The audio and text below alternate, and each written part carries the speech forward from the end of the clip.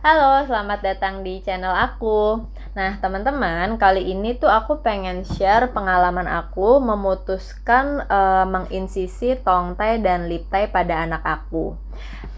Jadi dulu waktu anak aku umurnya sekitar 1 bulanan gitu, aku tuh sebenarnya udah curiga kalau anak aku itu kayaknya ada gejala-gejala tongtai dan liptai ini karena anak aku tuh pertama sering kentut, terus kedua bibirnya itu putih, kering kayak ada susu-susu sisa ketinggalan di bibirnya dia gitu. Dan anak aku itu setiap DBF pasti lama banget. Udah gitu udahlah DBF-nya lama, dia kayak belum kenyang gitu terakhirnya. Jadi abis DBF dia tetap nggak bisa tidur dan tetap nangis nggak berhenti berhenti. Nah, sampai akhirnya waktu itu ada satu hari di mana anak aku itu panasnya sampai 39 derajat Celcius. Nah, karena waktu itu aku sama suami aku panik, aku langsung bawa anak aku ke UGD. Ternyata sampai di UGD itu DSA aku ternyata tidak memberikan obat apapun ke anak aku. Tapi dia justru menyarankan anak aku untuk mendapat tambahan susu formula. Karena ternyata kenapa badan anak aku itu panas karena dia itu kekurangan cairan. Nah, pada saat itu DSA aku langsung memberikan susu formula sebanyak 60 ml ke anak aku, dan itu bener-bener cuma selang 1 jam dari pemberian susu formula itu langsung suhu badan anak aku itu kembali normal. Nah, setelah aku diperbolehkan untuk menambahkan susu formula ke anak aku tuh jadi kecenderungan gitu teman-teman. Jadi terlebih lagi kan waktu aku DBF, setiap anak aku DBF itu hampir pasti payudara aku lecet. Sampai aku tuh pernah pumping yang keluar itu bukan ASI tapi darah. Di alat pumping itu yang keluar bener-bener darah, dan akhirnya aku takut untuk menyusui anak aku. Dan kebetulan kan waktu itu ada susu formula juga, jadi aku kayak ngegampangin gitu, ya udah aku pumping, terus abis itu aku kasih deh susu formula, anak aku tidur nyenyak kenyang. Nah, aku kira itu menyelesaikan masalah, tapi ternyata itu tuh menimbulkan masalah baru, yaitu suplai ASI aku yang bener-bener berkurang. Karena waktu itu aku pumping dan ASI yang terpumping itu cuma setengah dari biasanya. Akhirnya aku sama suami aku memutuskan untuk konsultasi ke konselor laktasi. Nah, di situ akhirnya kita googling mana konselor laktasi yang kira-kira bagus, terus datanglah kita untuk tanya apakah benar ini anak aku tuh ada tongtai atau liptai juga. Ternyata memang confirm dari dokter laktasinya ini kalau anak aku itu punya kedua-duanya. Jadi yang belum tahu tentang tongtai dan liptai ini, nggak harus anak kita itu punya, nggak selalu ada tongtai tapi ada liptai juga. Bisa jadi cuman ada tongtai atau ada liptainya, atau bisa jadi dua-duanya. Nah, kebenaran anak aku ini punya dua-duanya. Akhirnya karena aku dan suami aku itu emang udah niat untuk insisi, pada saat hari itu juga kita langsung menyetujui untuk proses insisi. Insisinya itu sebenarnya nggak lama, cuma 5 menit, tapi karena insisi ini termasuk operasi kecil, jadi biasanya sebelum dilakukan insisi, bapak dari anak yang akan dilakukan insisi ini harus menandatangani surat persetujuan operasi. Nah, waktu itu setelah anak aku insisi, kan bekasnya itu ada berdarah ya. Dokter laktasi aku tuh nggak ngasih obat apa-apa, tapi anak aku langsung disuruh menyusu ke aku. Terus udah darahnya itu langsung berhenti, walaupun bekas lukanya itu masih ada ya, tapi darahnya itu langsung berhenti mengalir karena si ASI tersebut. Jadi setelah darahnya berhenti itu kita harus tunggu juga nih 15 menit apakah emang darahnya itu benar-benar berhenti atau nanti ngalir lagi. Karena kalau nanti ngalir lagi itu berarti ada yang salah dan harus diobservasi lebih lanjut. Tapi alhamdulillah waktu itu sih anak aku benar-benar abis disusuin langsung berhenti tuh. Nah, terus kan udah tuh abis diinsisi, aku pikir oh ya udah kelar abis diinsisi tinggal pulang, atau mungkin kontrol lagi beberapa minggu setelahnya untuk cek. Tapi ternyata setelah insisi itu kita masih punya PR-PR baik dari sisi anak aku maupun dari sisi aku. Nah, kalau dari sisi anak aku, ternyata bayi yang telah diinsisi itu harus diberikan senam lidah. Jadi senam lidahnya itu kurang lebih seperti ini ya, aku share videonya.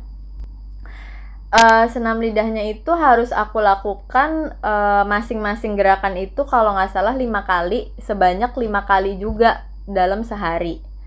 Jadi ini tuh tujuannya untuk mempertahankan hasil insisi tersebut, karena kan kalau bayi itu kan penyembuhannya kayak cepet banget gitu ya. Jadi walaupun tali lidahnya itu udah dipotong, jadi kemungkinan untuk balik laginya itu sangat cepat. Makanya kita harus melakukan senam lidah itu. Dan senam lidahnya ini harus tega ya teman-teman ngelakuinnya, karena kalau kalian nggak tega itu nanti malah insisinya itu nanti nyambung lagi dan harus insisi ulang, setahu aku sih gitu. Nah, terus itu kan tadi PR yang untuk anak aku ya. Nah, ternyata untuk akunya sendiri itu juga ada PR-nya, karena pada saat aku datang ke dokter laktasi itu, kondisi aku adalah seorang ibu menyusui yang sudah pernah memberikan tambahan susu formula ke anak pakai DOT pula. Jadi otomatis kan suplai ASI aku udah bener-bener berkurang. Jadi waktu itu dokter laktasi aku menyarankan untuk aku semacam relaktasi agar suplai ASI aku itu kembali normal atau bisa bertambah gitu. Nah, pertama dokter laktasi aku itu meresepkan aku obat ini. Ini namanya domperidone, kan? Ini tuh diresepin 3 kali sehari. Nah, obat ini harus aku minum terus sampai si suplai ASI itu dirasa cukup untuk anak aku gitu. Nah, kalau untuk obat domperidone ini aku waktu itu minum selama 5 hari pertama, tapi abis itu aku kan iseng googling gitu ya, ini tuh sebenarnya obat apa sih. Ternyata obat ini adalah obat lambung. Ini kalau nggak salah ya, kalian bisa googling sendiri. Obat ini adalah obat lambung yang ternyata efek sampingnya itu adalah memperbanyak air susu. Nah, sebenarnya aku tuh percaya banget kalau misalnya ini dari dokter pasti aman, karena kan dia pasti tahu resikonya kan. Cuman aku ini emang tipe orang yang kurang nyaman untuk meminum obat kimia terus-menerus. Akhirnya aku mengganti obat ini dengan booster ASI aku yang sebelumnya yang lebih herbal. Jadi aku cuma minum 5 hari ini obat domperidone ini. Ini resep aku yang pertama. Nah, yang kedua adalah SNS Medela ini. Nih. Alat ini dianjurkan oleh dokter laktasi aku untuk menggantikan DOT yang aku pakai. Jadi dokter aku itu menganjurkan untuk pemberian ASI donor ataupun susu formula untuk anak aku itu harus menggunakan alat ini. Nah, untuk alat ini nanti akan aku review sendiri ya, karena kalau aku jelasin di video ini kayaknya terlalu panjang. Yang pasti alat ini aku beli di rumah sakit aku, harganya itu sekitar 1 jutaan.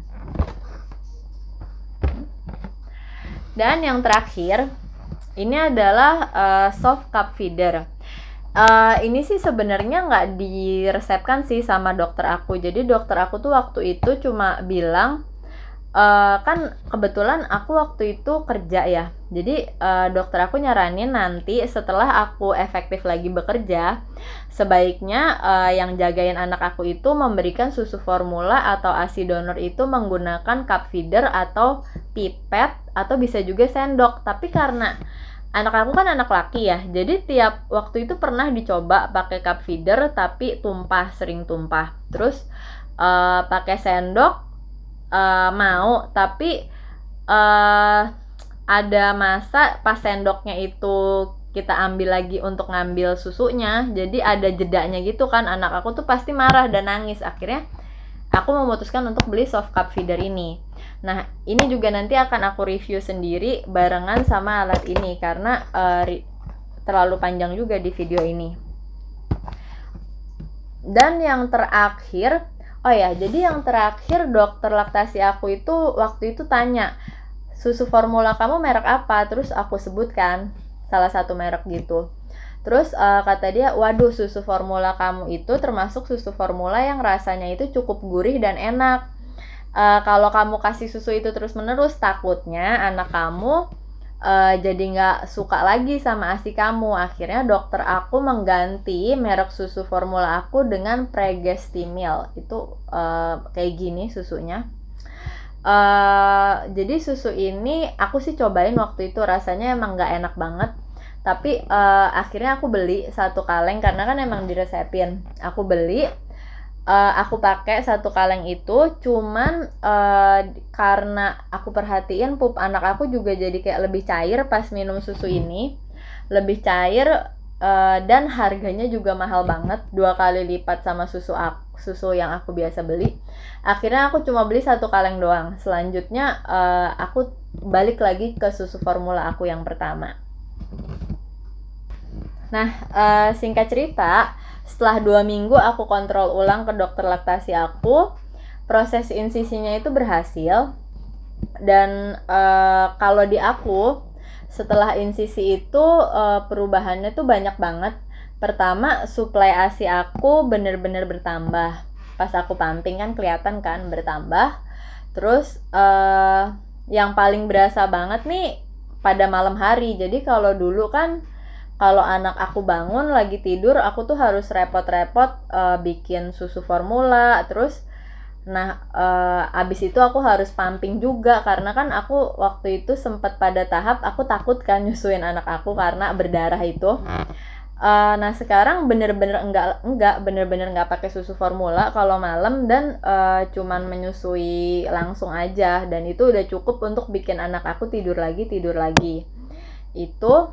Terus kalau perubahan di anak aku dari fisik itu, bibirnya bener-bener udah nggak putih lagi. Jadi ternyata kenapa bibir anak aku waktu itu kering-kering semacam kayak ada susunya itu, ternyata itu kata dokter laktasi aku pengaruh dari tong tie dan lip tie-nya itu juga. Itu bikin susunya itu tuh semacam ketinggalan di bibirnya gitu, karena pelekatannya kan nggak bagus ya itu. Dan yang paling penting adalah perut anak aku itu sekarang jadi nggak kembung lagi.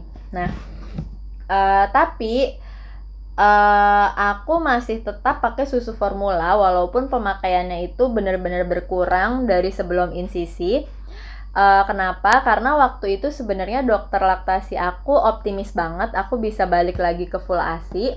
Tapi syaratnya adalah aku harus memperpanjang cuti kantor aku, dan karena waktu itu emang nggak bisa, akhirnya aku memutuskan aku tetap masuk kerja tapi tetap melakukan prosedur-prosedur yang kayak pakai SNS lah, dan tetap pakai soft cup feeder, nggak pakai botol gitu-gitu. Udah sih sampai akhirnya sekarang sih anak aku udah 1 tahun lebih masih menyusui. Terus susu formulanya udah berkurang banget kan, karena dia juga udah makan. Jadi paling kadang-kadang aku kasih Sufor sama UHT. Nah teman-teman, itu tadi pengalaman aku insisi anak aku. Buat kalian yang masih ragu untuk insisi atau enggak, semoga bisa terbantu dengan adanya video ini. Udah sih gitu aja. Pokoknya semoga videonya bermanfaat. Kalau kalian suka bisa di like, kalau nggak suka bisa di dislike. Yang pasti terima kasih udah menonton.